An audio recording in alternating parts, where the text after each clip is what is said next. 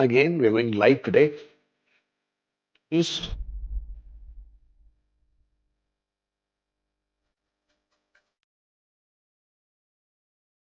welcome to the channel. My name is Kubeir. I'm a CICC licensed immigration consultant, and immigration is so chaotic.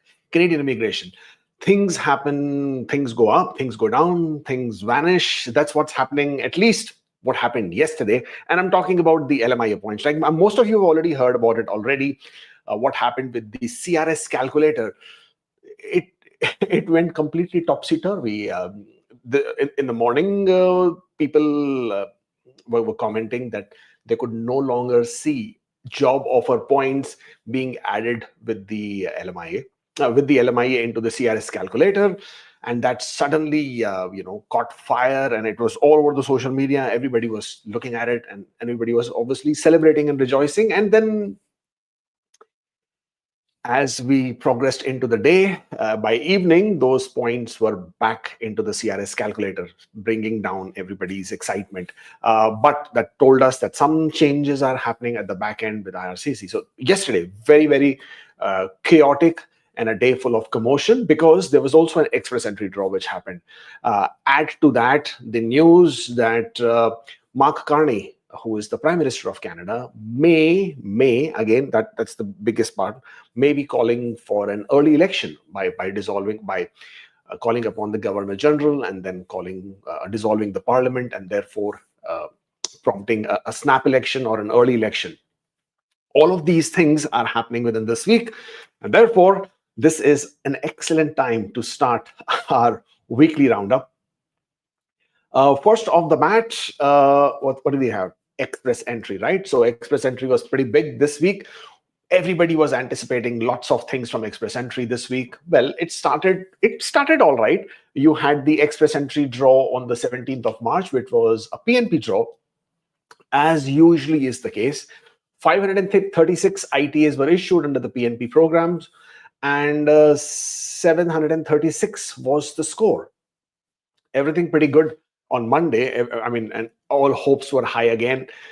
Most were expecting a CEC draw. Of course, some of you who have no interest in CEC draw were expecting a category draw, whether it was trade, agriculture, STEM, education, healthcare.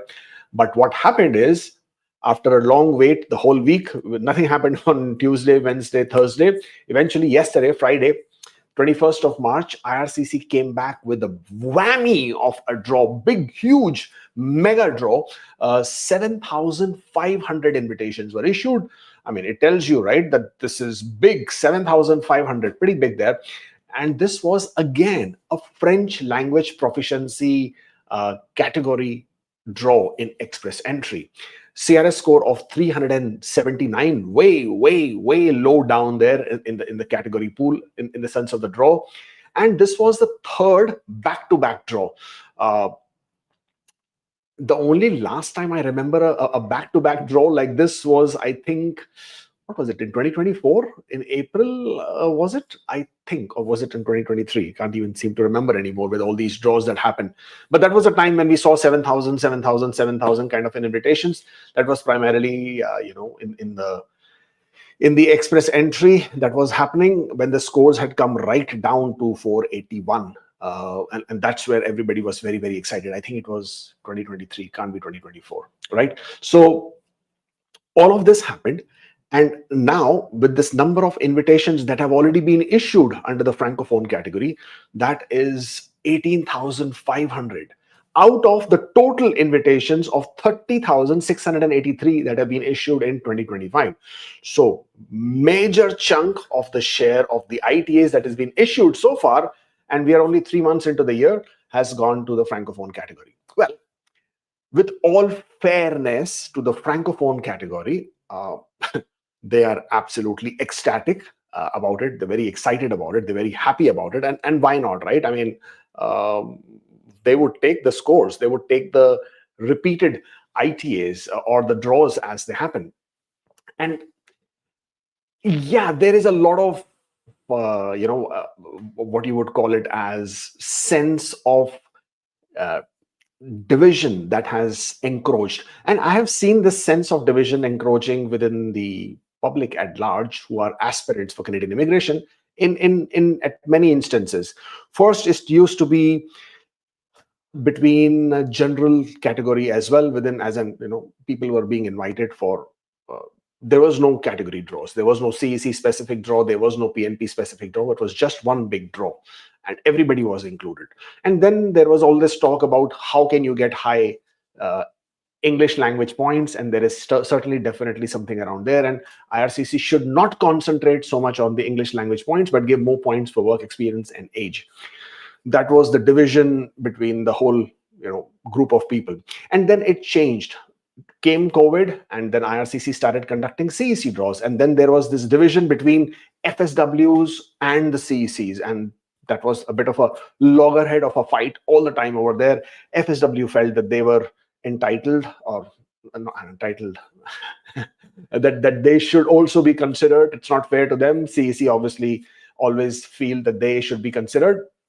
Got a lot of division and a lot of loggerhead fights there. And now, most recent has been after the categories and different categories coming in. Why should STEM get it? Why should tech knock codes be removed? Why should insurance be included? Why are cooks included? Trade category should be something else. Everybody has an opinion, right? And if you are part of the draw, then you are happy, you don't care about anybody else. And if you are not part of the draw, if you haven't been invited, then you think everybody else is at a fault and the whole world is being unfair to you. I guess that's the analogy of the whole world. So currently now the division has happened between the Francophones and the Anglophones within the express entry. So everybody by and large feel that Francophone do not deserve, again, not fair, because it's no mistake of Francophones, of course. They, as I said, they would be very happily taking all the draws that would come their way. So it's no fault of theirs. It's IRCC at the end of the day. It's the Canadian government at the end of the day. It's the Minister of Immigration at the end of the day, who has put into place this whole system. However, this has more deep roots within the Canadian politics. I know even I am guilty of that. Sometimes we zoom in a lot and only look at the express entry, but the picture is much larger. While the immigration should always be reflective on the country's needs in terms of the labor market and otherwise. However, there is also a requirement and the need for diversity. And as far as Canada is concerned, French is the second official language. So when I'm saying second, I don't mean English is first and French is second. I just mean out of the two languages, French is the other official language. And because not as many people are Francophones, therefore it sort of gets into a bit of a minority as far as the languages are concerned. So Bill C-13, or was it Bill C-19? I keep forgetting, C-19 or C-13. That was already approved and tabled and passed in the Senate as well. That has laid emphasis on the agenda where Francophones or the French should be raised in terms of as a priority, including immigration. So encouraging immigration of Francophones in Canada outside the Quebec area has been a very big, you want to call it a political agenda, you want to call it the national agenda. It is part of the bill that was already passed, and therefore the priority or rather there is always going to be emphasis of improving the Francophone immigration. Now, whether it is by giving them additional points or whether it is by conducting additional draws for them, this is something which you guys need to accept. The sooner you accept it, the better it is, because then you will be able to not have this thing against people who are being invited under the French category. And if you think that you are up to task, then learn the language and instead of getting into this fair, unfair, entitled, not entitled fight, just get on with the program. Because to be very honest, at the end of the day, Canada will do what is in Canada's advantage, what is in Canada's benefit, what is as per their requirements, and not as per you or your requirements as an applicant or an aspirant. So the sooner you understand this, the sooner you grasp this, the better it will be for you. So you'll be able to come to terms with this.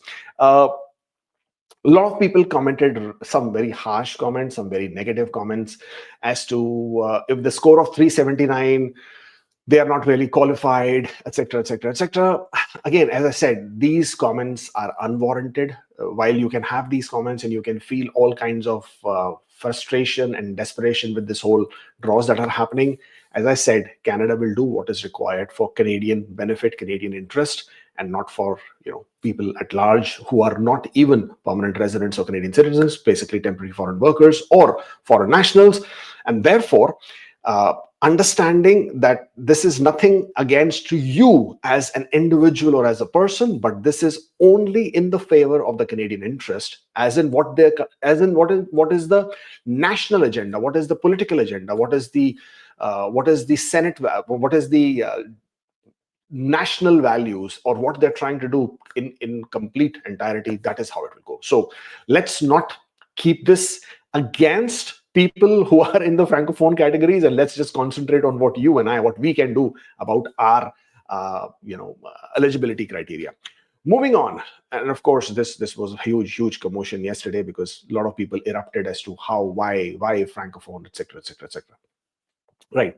And then there was the PNP draw, as in not the Express Entry PNP, but the Provincial Nominee Program draws. British Columbia on the 18th of March issued not less than 8 invitations under the Entrepreneur Immigration Base and Regional Streams. So that entrepreneur stream in BC PNP is still alive and kicking. One of the very few provinces which is still managing and operating for their entrepreneur streams. Yes. So the minimum score was 115, and under the regional stream, it was 123.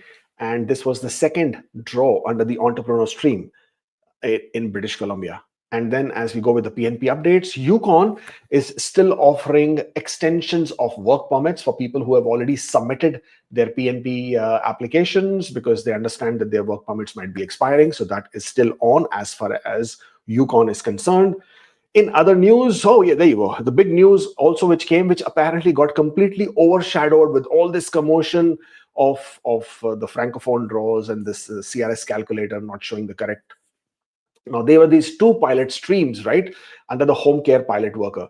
And the details of that was long awaited. That has been published, that has been announced. I made a very detailed video of this last night. So if you are interested in the home care worker pilot streams, then please take a look at that video. It is very detailed, very descriptive as to who is eligible, what you need in terms of documentation. Take a look at that video. But to give you a very, very brief summary for this particular program, there are 2 streams: home care worker as a child care, and a home care worker under the home support. 2 different streams.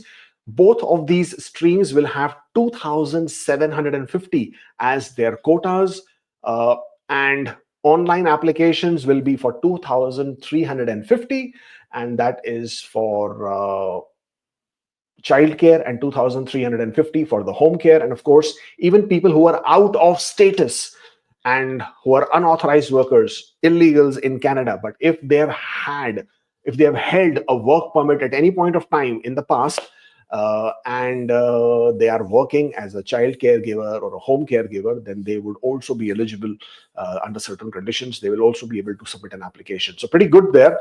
And the work experience as a nursing aide under NOC code 33102 is acceptable, is eligible. However, the work experience as an early childhood educator is not acceptable. Early childhood educator assistance is acceptable. So there are these minute small nuances which you will need to pay attention to: who is eligible, who's not eligible. And of course, your job offer has to be from either a private household, a private family, or from an institution which is hiring full-time workers, but to provide short-term or occasional care in the patient's home and their residential settings. So that would basically that will completely make a lot of other applicants ineligible who are looking for job offers from daycare, not eligible. People who are looking for job offers from long-term residential homes, they might not be eligible. Again, please read through the requirements. It's extremely nuanced and detailed, and all the details are available now on the IRCC website for this particular program. This opens on March 31st, 10 a.m. Eastern Standard Time. This is going to be first come, first serve. So fastest fingers first, just like tier to PR pathway, if you remember, long back in 2021. And if you are not able to submit your application on time, then that would be the opportunity gone if you're looking at it in that manner.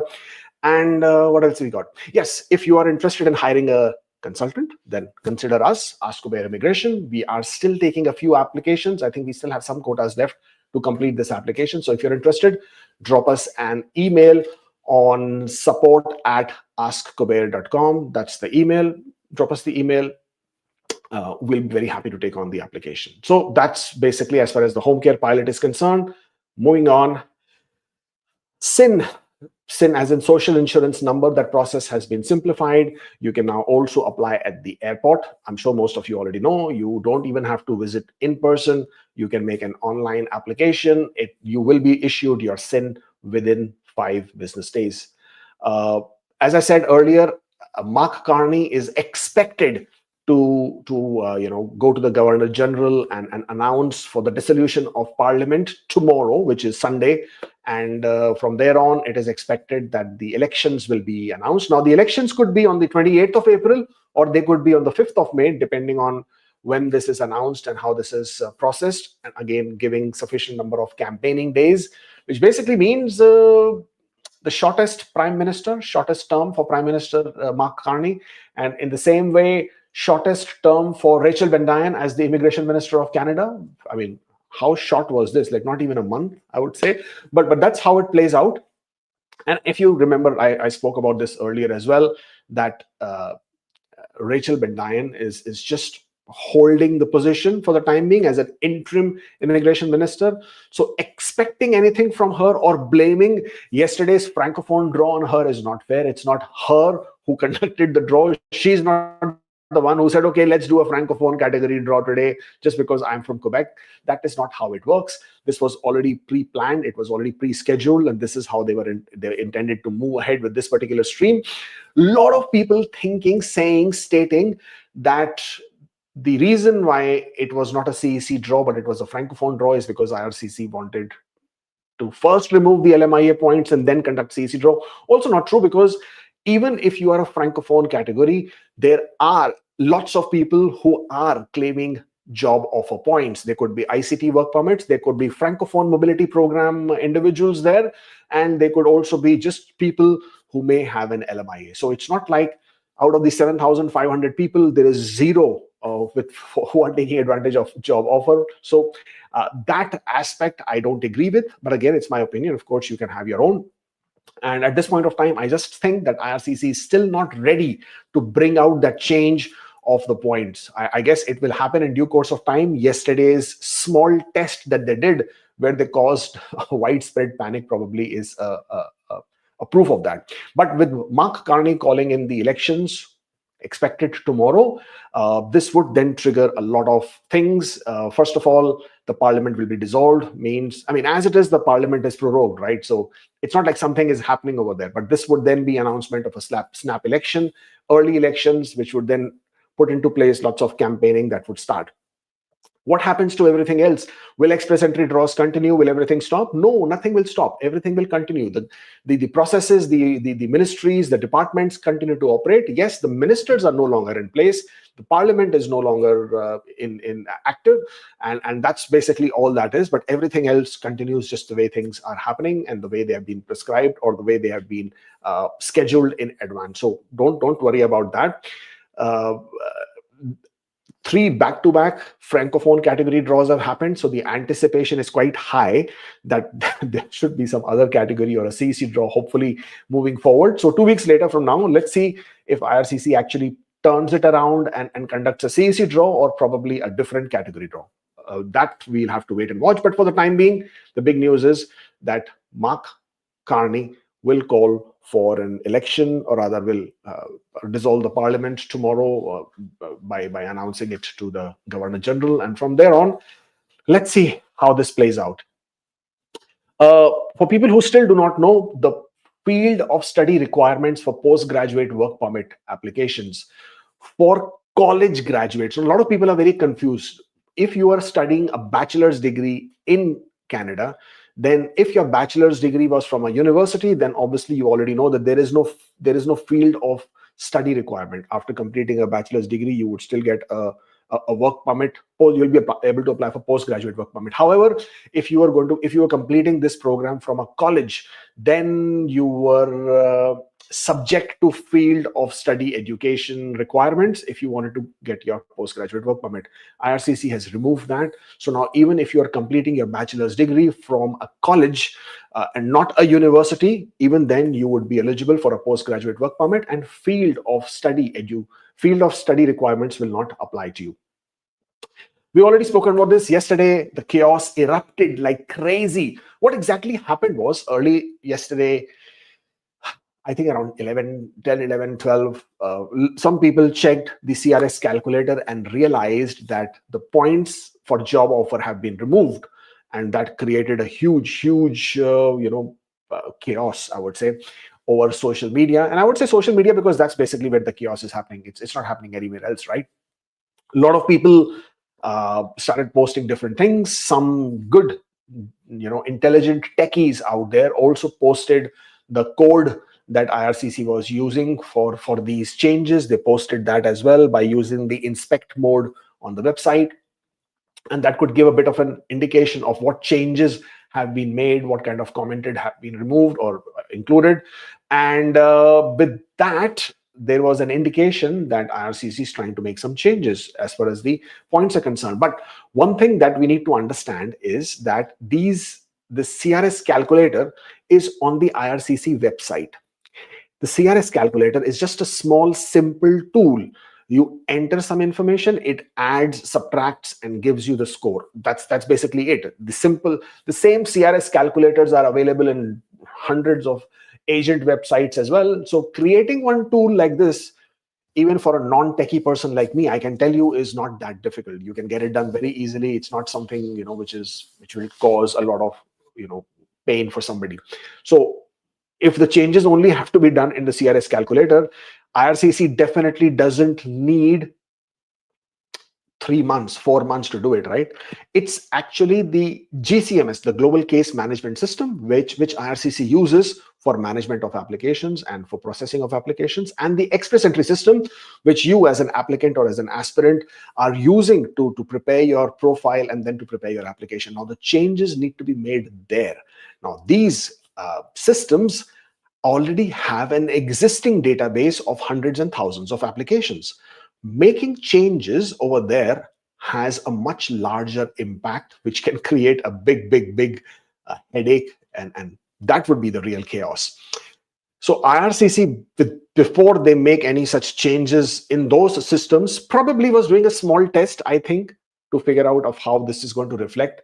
Probably it didn't work out very well. Probably there was too much of chaos. Probably there was too much of glitch in it. I do not know what it was, but they then retracted, and then they went back to the points being shown for your job offer by evening. So by evening 6:30 p.m., the scores were back, the points were back, everything was normal. Not only were the points for the job offer removed, French language started showing additional 50 points. So whoever was the person who was doing these calculations probably removed 50 points from LMIA and added it towards the French language. That was the main narrative being played out there. But then if that was the case, then what would you do with the 200 points, right? You can't remove 200 points from the 000 knock code LMIA and then give it to French language, right? So that would be like incredible. 250 points for French language additional points, that would just break the bank.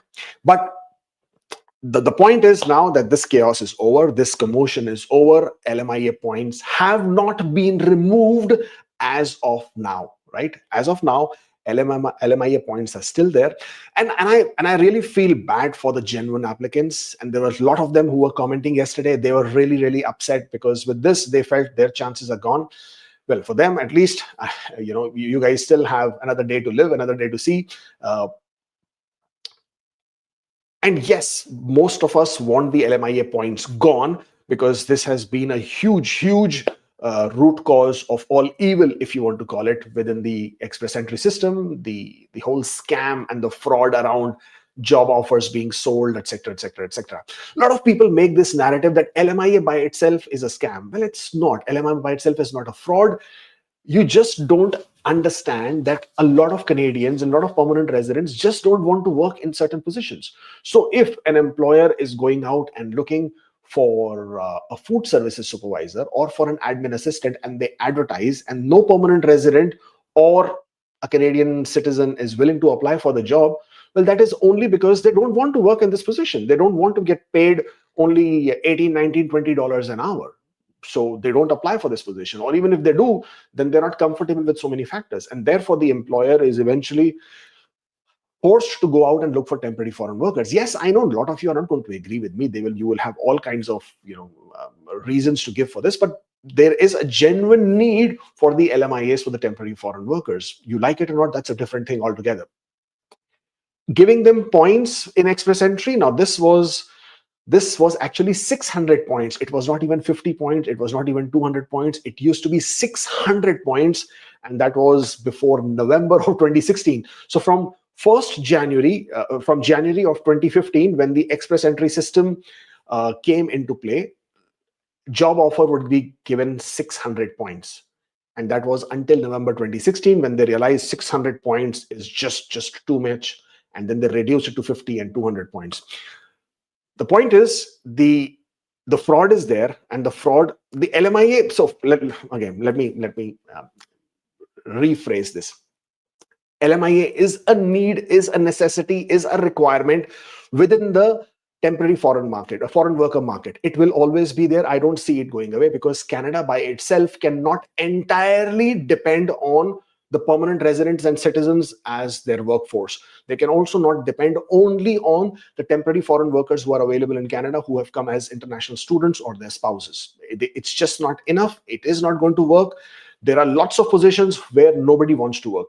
Okay, seasonal workers, farms, agriculture, construction field, factories, you name it. There are processing plants, the seafood processing plants, the fishing plants. Nobody wants to work there. They do need to get temporary foreign workers out there.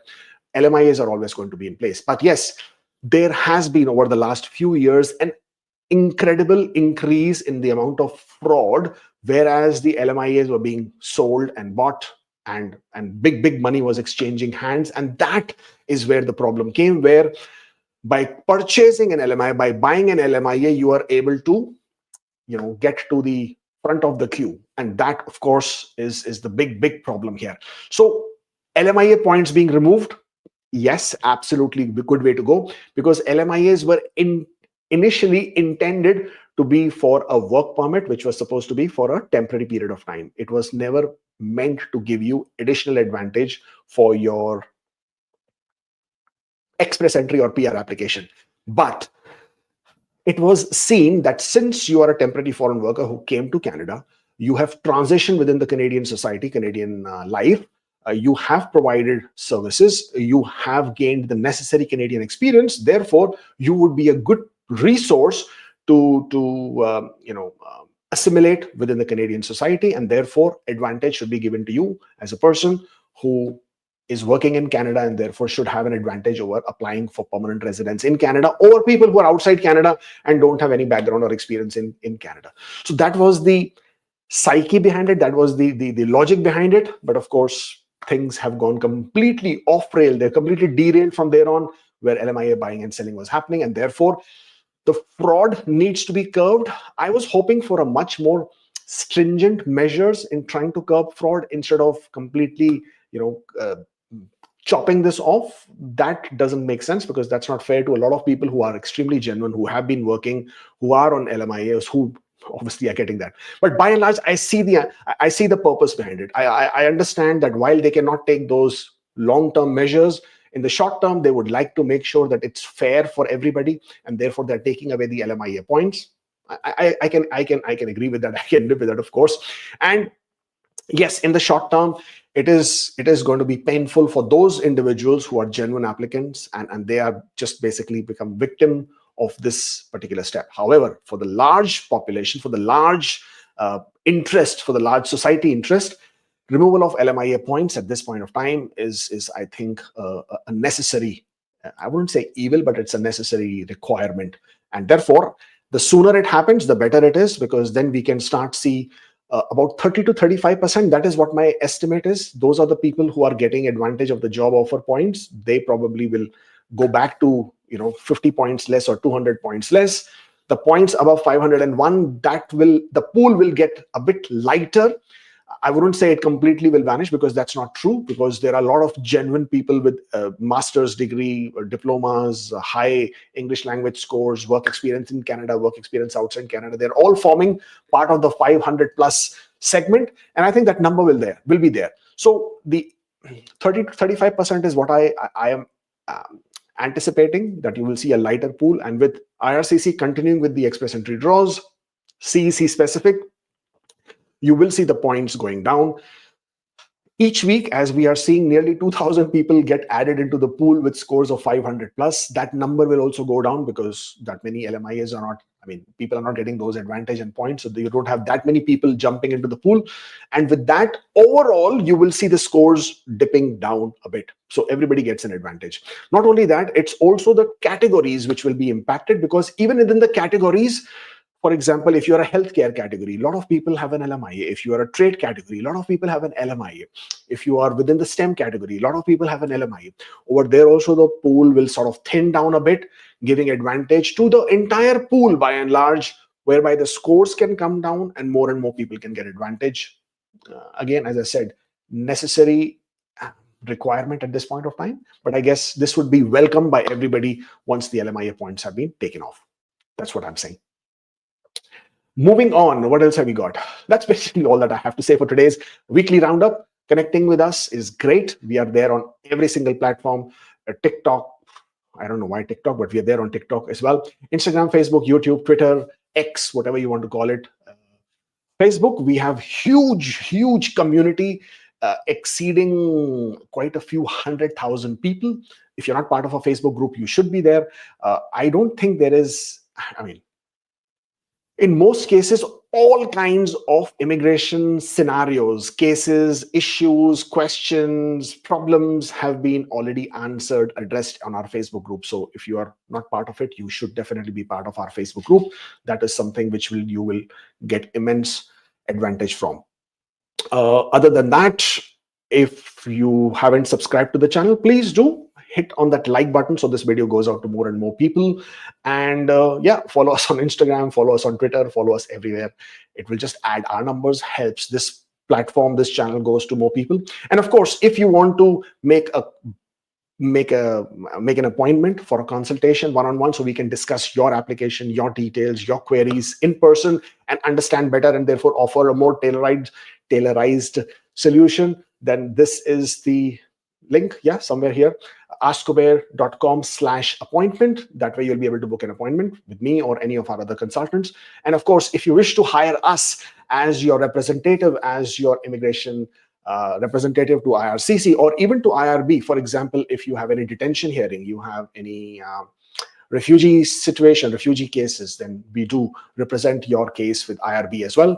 support@askkubeir.com if you're looking to hire a lawyer or consultant for the home care pilot. Also, you can hit us on this particular email, support@askkubeir.com. Now, onwards to the question. Let's see.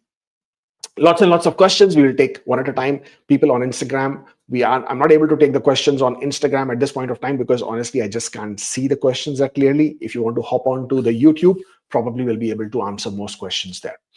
Starting with this one, working as food supervisor, employer is willing to fill the employer form, which is OINP. Will I be eligible for if he fills out the form and 1 year work permit left? What's the better pathway to follow for PR? So I cannot give you the entire pathway because it's very difficult. I need to understand much more from this. But if you are working as a food services supervisor, if you are eligible, whether under the international student stream or under the employer's job offer stream, and your employer is eligible, means your employer should have $1 million income, 5 employees who are PRs or citizen. If the employer is in Toronto GTA area, if the employer is outside Toronto GTA area, the employer should have $500,000 income, 3 employees who are PRs or citizen. The employer should have been in business for 2 to 3 years already, should be willing to support your application. and sign the employer form, then you can go ahead and create your account on the Ontario portal. And under the expression of interest, you file your expression of interest. If you are invited when the draw happens, then you will be able to submit your application. But I have to say, if you are in the food services industry, then the chances of you being invited at this point of time might not be very high. In most cases, food services is being considered as a low priority occupation, and unless there is a general draw, you might not get an invitation there. Even otherwise, you have to make sure your score is really, really high. Even for a general draw, anything below 80 might not cut it. Okay, so that's what you need to be looking at. Here's a short and clear message. If you were invited under the Francophone category, is there any chance IRCC might require an interview? Okay, why are you asking that question? Is it because you can't speak the language? Is that what you're worried about? Okay, to answer your question, is there a chance IRCC might require an interview? Yes, absolutely. There is always a chance that IRCC may want to conduct an interview. Now, does it happen under normal circumstances? No, it does not. But there are many instances where the IRCC officer has picked up the phone, called the applicant to clarify any or small issues or large issues. So if you are worried that you are under the Francophone category, and if IRCC calls you and starts speaking to you in French and you would not know what to say, well, then that could be a very difficult one, because you are CLB level 7, NCLC level 7. Speaking, reading, writing, listening means your French language proficiency should be quite decent. So you shouldn't have to worry about that at all. But can this happen? Yes. Does this happen? Very, very, very rarely. Work permit expected on the 9th of April, score is 5. Work permit expiring on the April 9th, score is 511. Nothing to say, just sad. With a good government job, scared to be losing my job now, maxed out my score, did my best. I hear you, my friend. I hear you. And I feel really, really sad for those situations, because you're not alone in this. There are lots and lots of people in Canada who have made their life, who have spent enormous amount of time and money and effort in establishing their life around this whole process. Yes, I agree. Nowhere has Canada said that if you study in Canada, you will become a PR. But there always have been extremely strong indicators that if you are going to walk on this path, you will eventually become a permanent resident, provided you have good language skills, you have studied well, you have good work experience. Unfortunately, with the given circumstances, things have been extremely difficult. Now, as much as I am not against Francophone or the French category draw, what did surprise me and disappoint me is the repeated number of draws, or the back-to-back draws. I did not see any specific need for it. I do not understand what was the rush for IRCC to clear out the entire express entry pool to clear out the pool of the Francophones. I mean, why would you do this? Wouldn't you want, even within the Francophones, the better factor points candidates who are scoring high, who are probably more meritorious depending on their age, education, work experience? Wouldn't you want that? Why are you in a rush of conducting so many draws? Nothing against Francophones. Of course, conduct the draws. Of course, this is the national agenda. This is the national interest. You want to create diversity, so do that. But by doing this back to back and by putting a larger gap for everybody else, you haven't achieved much. You have achieved to bring the scores down for Francophone, which I don't understand why you would do that. But I don't see you as IRCC. I don't see IRCC as having achieved anything other than that. They definitely didn't achieve the regularizing status for so many temporary workers in Canada. If the whole point was to transition temporary workers from their status as temporary residents to permanent residents, they are losing out on a lot of people. And people like yourself who are at scores of 500 plus, but their work permits are expiring, their statuses are expiring. Well, it's unfortunate. And I know you will probably lose your job because your work permit expires, but this is a difficult situation, and I really feel bad about this, but there is nothing much that can be done here. Where do I upload ECA and IELTS in PR application? And what does family member proof of status mean in the document? Well, you will upload your ECA and IELTS scores along with your education documents. That's where it will go. And family member proof of status means if you have taken points for your sibling, then your sibling's PR card, if the sibling is a permanent resident, or your sibling's citizen passport copy, if your sibling is a Canadian citizen, then you please provide that document in that family member proof of status. Can I get a bridge open work permit when OINP application is in DIP? Actually, no, you can't. So you can't apply for or you are not eligible for a bridge open work permit until and unless you have submitted your express entry PR application. And by submitted, now a lot of people get confused what is submitted. Creating your express entry profile is not submitting a PR application. Submitting an application is when you have received an ITA, you have uploaded all the documents, you have paid the IRCC application fee and clicked on the submit button, which has then generated an AOR, which is acknowledgement of receipt.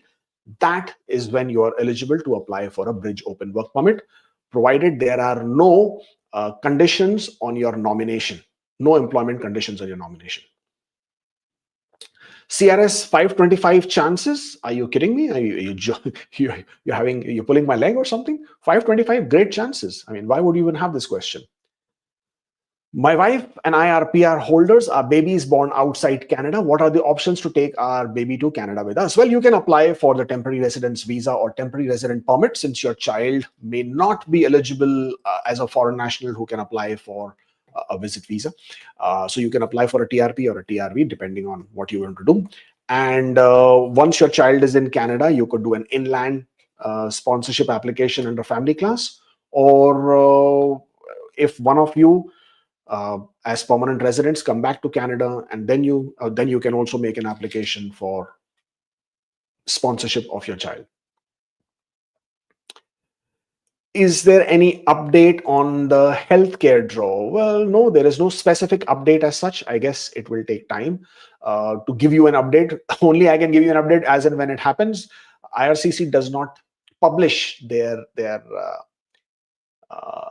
score schedule, so we don't know when it will happen. Pre-requirements for private home care worker, immigration pilot, child and check payments. Well, prerequisites are not what you mean by prerequisites. You need to have at least 6 months of, so in both the home care pilots, whether it is a child care or home care, you need to have 6 months of work experience within the last 3 years. Now, this 6 months of work experience has to be continuous, cannot have any breaks. And this should be inside Canada or outside Canada, doesn't matter. It has to be full-time, 30 hours per week, paid work experience. If you do not have the work experience, you may have, in lieu of this, 6 months, at least 6 months of training. The training has to be directly related to the job offer that you're going to get. So if your job offer is in childcare, your training should be to take care of children. If your job offer is for care as a caregiver, as home support worker, then your training has to be related directly to that. And this is the main requirement. What else is there? Yeah, and check payments are acceptable as long as you can prove that you were paid, then you are good to go. But this is primarily the prerequisite. And of course, you should have a job offer. The job offer could be from a private household who genuinely can show the need for hiring a person for the caregiving services, and they of course should be financially viable. They should be financially capable of paying your salary at the median wage, not the prevailing wage, not the lowest wage. At the median wage level, they should be able to pay the salaries. So they will have to show the financial documents. There are some employer job offer forms that you will need to complete and fulfill, and that's primarily it. And if you're getting a job offer from a business setting, then they have to be a business who hires full-time worker to provide home care services. Cannot be institutional services where it's a long-term resident, cannot be a nursing house, cannot be a long-term care houses. Those will not be eligible. Cannot be a daycare or a child care. It has to be a home care service. Okay, what else is there? 2 months on C20 work permit, was on postgraduate work permit before, claiming 50 points right away without 1 year cause worked for the same employer. What documents do I need from the employer? Well, you need from the employer a job offer. The job offer should very categorically and specifically state that this job offer is valid for 1 year after you become PR. That's primarily the main requirement for you to claim the 50 points. Of course, the job offer should also say your salary, your working hours, your job description, and your other terms and conditions. Got PCC from residence country after ITA. Can I travel outside residence country for 1 week before submitting the application because waiting for wife's PCC? Absolutely. If you are getting a PCC from a country of your residence, that PCC remains valid. There is no conditions or requirements attached to your travel in and out from the residence country. You're free to travel for 1 week, 2 weeks, 3 weeks, 4 weeks, 5 weeks, 6 weeks. It doesn't matter. As long as it's your country of residence, there are no conditions attached on your travel. By all means, please travel. I have lived at 2 addresses in my home country, but my PCC includes only the first one. However, the timeline is correct. Could this cause any issues? In most cases, if this address that has been given is in the same city, it's not really a problem, because sometimes the problem is with the jurisdiction. So if you're getting a PCC which is restricting your address on it, and then you may have resided on a different address, then the jurisdiction matters. And for the country that you are applying this PCC from or getting a PCC from, do they have separate jurisdictions which give separate PCCs for different addresses? That's where the problem might happen. So I would always recommend getting another one if the addresses are not matching. I got OINP approved on my IT and an ITA. Job duties in the reference letter match the knock code. Will it be an issue if I get a new letter from my company with reworded duties and submit it for PR? No, absolutely not. It's absolutely fine. You can get an updated letter. You may have gotten a nomination. Now, when you're submitting a PR application, you can get an updated document. The recommendation is never to have a copy-paste duties from the knock code. Don't do that. It's always a problem. Please have paraphrased duties, and that should be in your favor. Previous experienced company merged with another company, all pay slips on old company letterhead, but last month on new company. Should I still attach last pay slip? Yes, please attach the last pay slip. You can add a brief letter of explanation which states that the name of your company has changed. This is the old name. This is the new name. There is no problem with it. Internship on postgraduate work permit, is it valid for experience for CEC? Well, if you have applied for postgraduate work permit, and even once you've applied for postgraduate work permit, any kind of work, even if it is internship, as long as it's not part of study program, then it is eligible. As long as it was under a valid knock code, it was paid, then you're good to go. You can claim that period of work experience. I got promoted at my current company from an HR coordinator to HR team lead. I claim 2 years of work experience with this job. Do I need to update IRCC? Well, I'm not able to understand this. If this is before ITA or this is before you submitting your PR application, then yes, you need to make sure that this difference is evident in your application itself.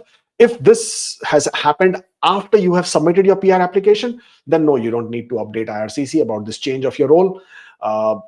If you are under express entry, CEC, etc. But if you have got a nomination, if you have a employer-driven nomination, then you may have to inform the province as well as IRCC. 480 general draw anytime, which month approximately, possible once points gets removed. I can't tell you when the scores will drop.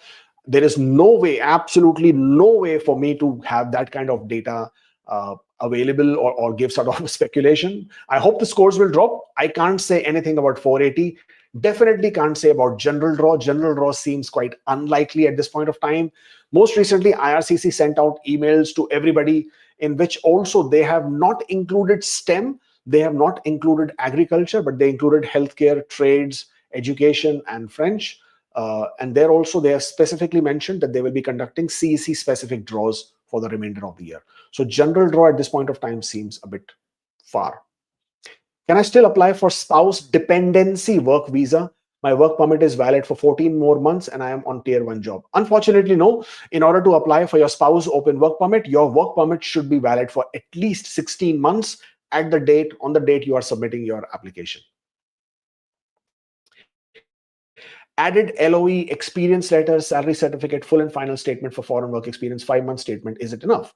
Well, yes, that should be enough. I would also add pay stubs, and I would also add bank statements that show salary credit. So if you mean by 5-month statement, the bank statements, then that should be good. I have created profile before 1560 hours. I'm doing 2 part-time jobs and I've already completed 1 year and will complete 15, 16, 2 weeks. Should I withdraw? No, you don't need to withdraw. If you have created early, that's absolutely fine. You just need to be aware that if you receive an invitation, you must only submit your application after you have completed the complete period of work. That's it. Okay, let's take one question here. It says, my agency has not provided all the payroll in proper manner, but I have 4 years of total experience and also T4 for that work. Well, the thing is, for any period of employment, you basically have to prove three things. First is your period of work, as in from which date to which date you were working, how many hours per week you were working, because this establishes your period of work for which you're getting points. Second is the fact that you are paid. So, because that's a legal requirement by law, that your work experience is only valid if it was paid. So you must provide your pay stubs. You can provide your bank statements that show salary credit. If it's Canadian experience, you can show your T4s, notice of assessment. All of this indicate that your work was paid. And the final is your knock code. Now, IRCC obviously needs to know your knock code, because that is when it will validate whether you are eligible under tier category 0, 1, 2, or 3. It doesn't matter if it is tier 0, 1, 2, or 3, the points remain the same, but you will need to prove that your work experience is valid under any of these eligible tier category codes. So therefore, you have to choose a knock code, and therefore, you then have to prove that your work experience is under one of these in the knock code that you have chosen. And therefore, an employment reference letter which includes your job description and matches with the knock code that you have chosen is critical. It's absolutely mandatory. That's what you will be looking at providing in terms of your documentation for work experience. Do we need to move out of Montreal to qualify for CEC? If yes, then after how long moving out of province can we come under CEC? No, you don't need to move out. You can apply for CEC, you can apply an express entry even when you are living in Quebec. You just have to be able to explain and express your intention to reside outside Quebec, and that's the main requirement. And if between that period of your making your application submission, you do leave Quebec, you can update IRCC and show that your new address is outside Quebec. You can do that. Or at any point of time, you can leave Quebec, go outside Quebec, submit your application and show that you are no longer living in Quebec. That would also then further specify and prove that your intention is to live outside Quebec. But expressing your intention, providing a letter of explanation, providing an affidavit, providing supporting evidence to show that you wish to reside outside Quebec, that's more than enough as well. In study permit application, I declared 4 years of work experience, claiming points in express entry, but due to space issue in study permit application, I missed to add around 3 months of experience. If I declare that experience in personal history, is it an issue? If you declare work experience that you previously did not disclose in your application, but now you're not claiming points for it, you're simply showing it in the personal history, that's absolutely fine. There is no issue, because there is no material benefit of it that you are taking. So if you're showing it in the personal history, that is not a problem. By all means, please go ahead and do it. Working for the same company, they changed hours from 40 to 32 midway through the year. How do I show it in the system? 2 entries. You can simply show it at 32 for the complete period, and you can always add a brief letter of explanation stating that earlier you were working 40 hours, which changed to 32, and you have maintained it as 32. It will not make any difference in your application, because the minimum requirement for full-time work experience is 30 hours per week. Therefore, you would be good to go. Post ITA during, where did we go? Post ITA during immediate family members info in application. I don't know about date of birth of my stepsister and stepbrother, as we don't talk. What should I do? Well, choose the 1st January of the year of their birth and add a letter of explanation explaining that you are not in touch with your step siblings and therefore you don't know their exact date of birth. Replied to P1 on March 10, haven't received P2. Well, that's quite common at this point of time. There is a significant time delay between P1, P2, and then your ECOPR. Unfortunately, you will just have to wait and have patience. Would there be an impact on LMIA exempt 50 points? Well, at this point of time, the assumption is that all job offers are impacted or will be impacted if IRCC chooses to give an exemption to the LMIA exempt categories. At this point of time, we don't know. So the assumption is that all job offer points, LMIA and LMIA exempt, will be impacted. Working two full-time jobs simultaneously will claim points from January to June for one job and June to December for second job. Will there be any issue? No, there will be absolutely no issue. Please make sure you reflect the work experience details correctly in the personal history also, especially for the ones you're not claiming points. My study permit listed two employers, and but I have not claimed in EE due to lack of documents. I switched to third for 8 months after applying study visa. Nothing updated in study permit, now claiming in express entry. Well, the point is, if you switch to the third employer for 8 months after applying for study visa, did you show this work experience in your work permit application? And if you did not, then why not? Okay, so that is a bit of a quandary here, but for otherwise, you can show your other periods of work that you're not claiming work experience points for in your personal history. But if you have not shown a work experience previously and you did not even show it in your TRV application, in your work permit application, then that is a bit of a question mark. I work as a quick cook in Saskatchewan since my studies. So do they count my hours that I worked during studying in Saskatchewan? Skilled worker, how many required hour? Huh? I honestly don't understand the question, but work experience while you were studying. Now, I don't remember. I'll be honest with you, I don't remember the exact criteria for Saskatchewan skilled worker program with regards to work experience while you were studying. My recommendation will be to please take a look at the Saskatchewan's application guide. That would give you more clarity. NOC 51114, NOC code duties and my work experience letter matches. Interpreted oral communication between. Any advice? I don't understand the question. No, I'm sorry, I don't understand the question. I do not know what kind of advice you want here. The idea is, if you're choosing a NOC code, then your job roles and responsibilities should match with most of the duties that are indicated on the NOC code. Postgraduate work permit. Hold on, let me just get this done. Postgraduate work permit and TRV list my job as warehouse associate, but my duties align with admin and logistics coordinator. Will this affect my PR? No, it will not affect your PR. At the end of the day, your NOC code should match with your job description. That is the most important factor, and not with the job title. If I add spouse to the profile before ITA, should I give LOE? If I do, what is the good reason to, since I'm waiting for her language results? If I add spouse to profile before ITA, well, you don't have to give any reasons to add your spouse or remove your spouse before ITA. There is no explanation for that. Only at the time you are submitting your PR application, if you have made any changes, if you have removed your spouse is not accompanying you, then provide an explanation. First 2 weeks worked 20 hours and then full time for the rest of the work experience to complete 1560. How to present this in express entry profile? Well, simply just work for additional 2 weeks and that would completely remove any ambiguity. Otherwise, you can always add a letter of explanation to explain the variance in your work, because you will be providing your pay stubs anyways. Will be coming to Nova Scotia in 2 months, got visa under AIP. Do I have to continue to work for the same employer that gave me the designated job, or can I get another one in Nova Scotia itself? Well, if you are coming to Canada as a permanent resident, then you can work for any employer. My recommendation will be to stay put in the same province that has given you this opportunity. You may change your employer, though working for the same employer is only a moral and an ethical responsibility, because that is the only reason why you're coming to Canada as a permanent resident. So have that responsibility in your heart before you change your employer. Waiting for postgraduate work permit since 308 days. Wow.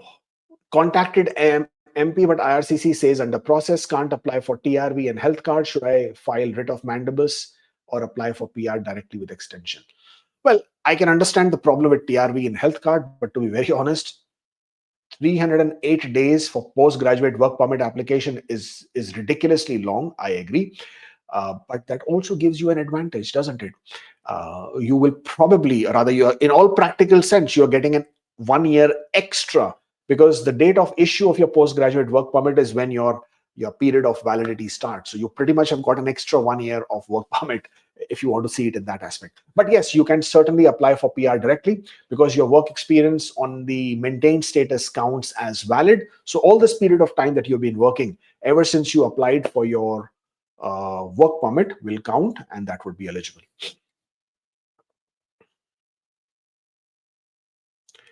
Can there be can found in LMIA exempt? Can be fraud in LMIA exempt like LMIA? Yes, absolutely. There is tons of fraud even within the LMIA exempt category. Francophone mobility is one huge one huge example of that. Lots of people who have also applied for ICTs also, who have set up companies here and there and then invited their own relatives and friends. So yeah, there is a lot of fraud even with the LMIA exempt, to be very honest. I have every document of my previous job experience, but not ITR, as I never applied. Will it be a problem? Will there be any last draw with LMIA? Well, to be very honest, I don't know if there will be any other draw before LMIA points are removed or not. Well, from the looks of it, the removal of LMIA points may be a bit far off in the distance. I think, at least that's what I'm thinking. It might take a bit more longer, and but ITR is not really a mandatory document if you have proof of the fact that your job was paid. If you have work experience that was paid, then you will not have a problem. You can provide your pay stubs, your bank statements that show salary credit, and ITR is not going to be a big of a deal.